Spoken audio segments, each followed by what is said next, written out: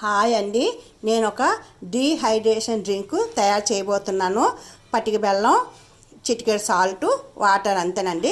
మీరు పటిక బెల్లం ప్లేస్లోని షుగర్ కూడా వేసుకోవచ్చండి. నా దగ్గర పటిక పంచదార ఉందని పటిక బెల్లం వేస్తున్నాను.